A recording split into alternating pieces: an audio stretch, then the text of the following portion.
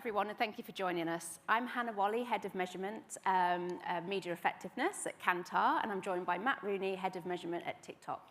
And we hope by the end of this presentation, you'll feel more informed about what works well on TikTok from a creative point of view.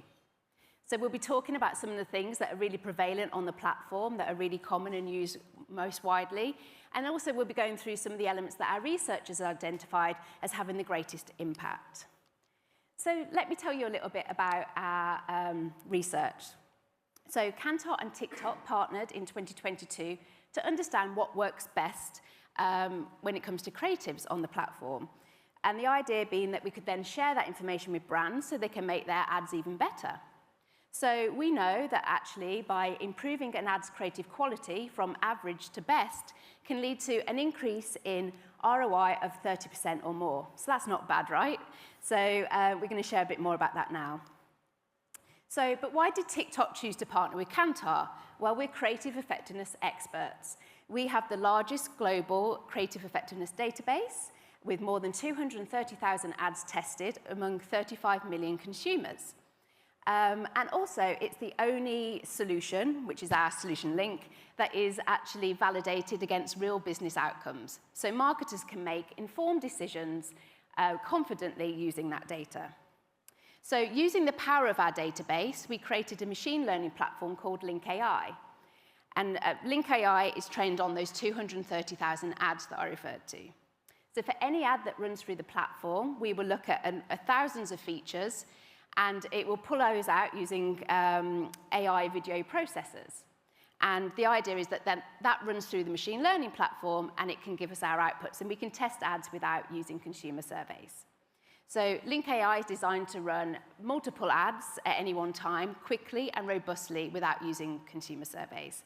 And the predictions that Link AI makes are proven and validated using robust methodologies, and we've tested it across categories, we've tested it across markets, and across various brands as well. Just check it's moved.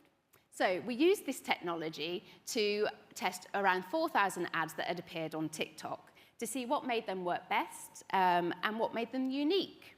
So we coded them based on a large number of factors, including imagery, people, branding, and audio. So thinking about imagery, we looked at things that was there a dominant color in the ads that came through really strongly, and what was the pace of the ad. For people, were there people present, and where were they present? Was it in the first 5 seconds, for example? For branding, was there a brand logo? When did it come in the ad, and how long was it present for? And then from audio, what was the energy of that audio, and when did it appear? And were the frequencies mainly high or low? So lots of different factors we factored into our analysis to understand what was going on. Once these ads were coded, we ran them through the machine learning program, and for each creative, they got a percentile score against creative eval metrics such as enjoyment and persuasion. We also factored in brand lift measures, so we could look at also whether the ads were going to be really impactful on things like brand awareness or consideration.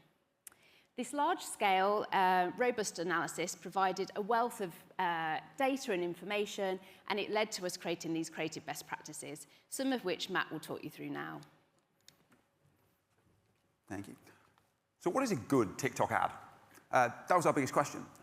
We know that on TikTok, the content that you see is made up of a lot of different creative elements and treatments that shapes the content that you see on the platform. So the first thing we wanted to understand is, what are the common elements? What are we already seeing existing on the platform as well established and baked into the content that you're seeing every day on TikTok? So the work we've done with Kantar has identified 4 key elements that we're seeing pop up time and time again in everything that we see. Now, TikTok is a sound-on platform, so it's no surprise that sound features very strongly in the advertising content that we see. Sound appears in almost 90% of every ad that we see, and primarily that comes from music.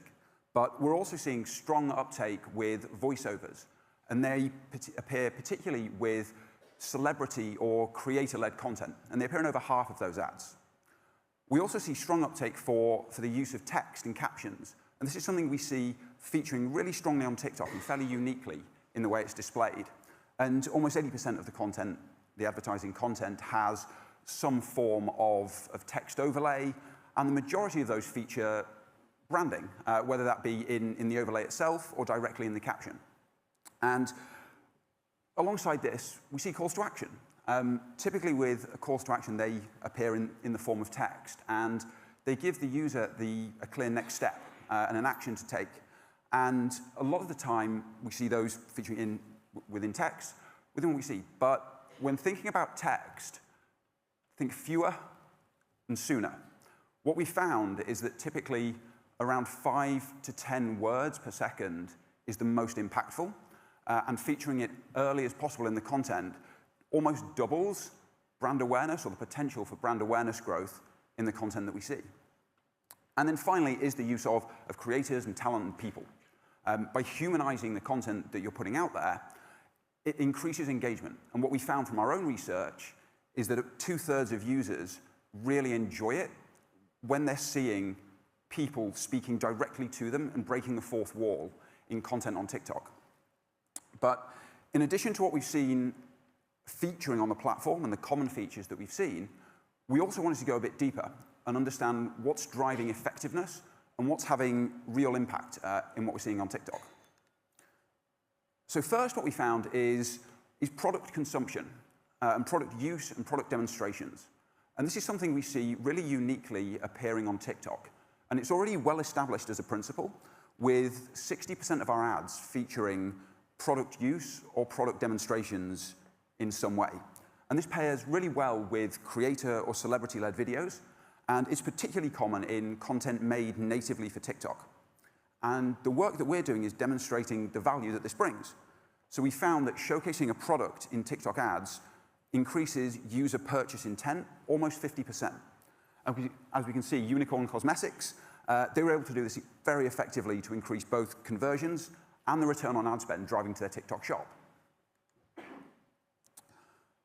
But as well as that, we know that TikTok, it's well known for driving upper funnel results and building brand awareness and building recall. But what we found with Link AI is that TikTok's strongest diagnostic scoring variable is persuasion. So TikTok ads are built to convert and built to persuade users. And this is outperforming Kantar's database of TV and digital norms.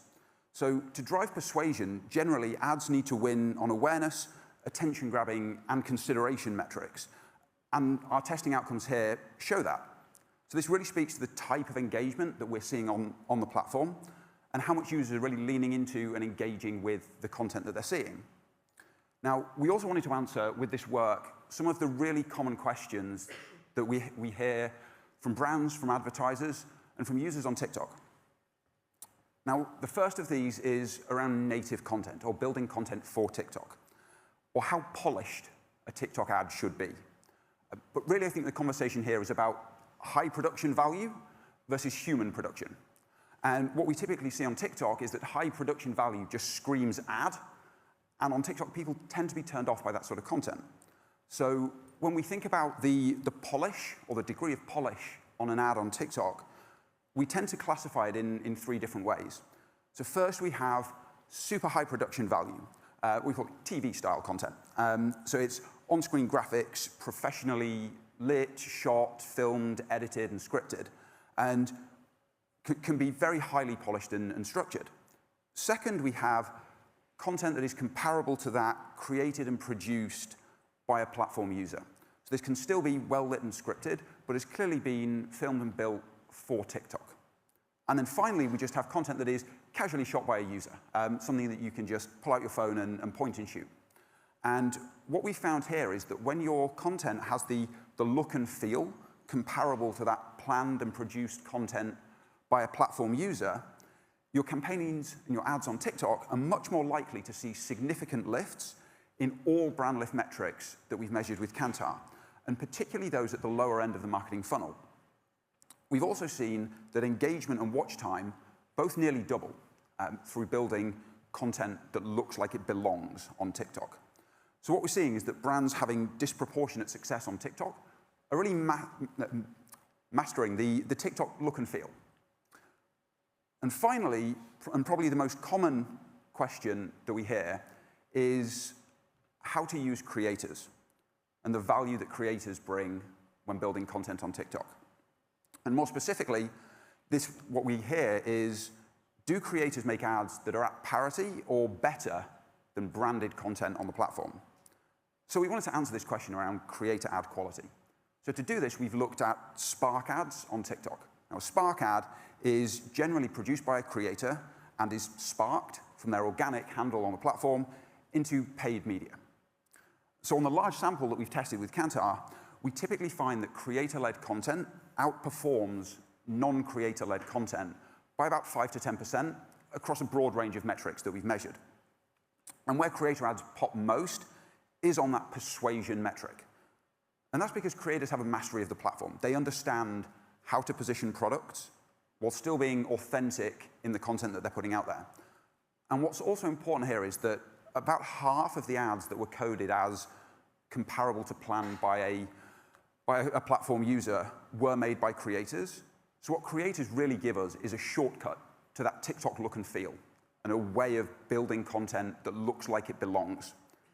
So while there's clearly a lot of benefit to working with creators, brands can find success in both ways, either on their own, mastering that look and feel, or using creators as a shortcut to help them get there. Great, thank you.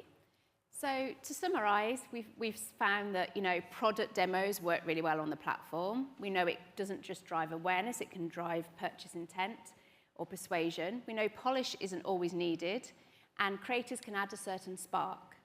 But actually, it's also really important to remember that ads that are on the platform should be joyful and entertaining. It's not about how each of these elements work on their own, but how they come together in a powerful way to keep people watching. So in essence, what we want to do is make sure we're making the most of what sells from a creative point of view on the platform to drive interest in what we're trying to sell to our consumers. If anyone has any questions, our details are on here, but thank you very much. Thank you.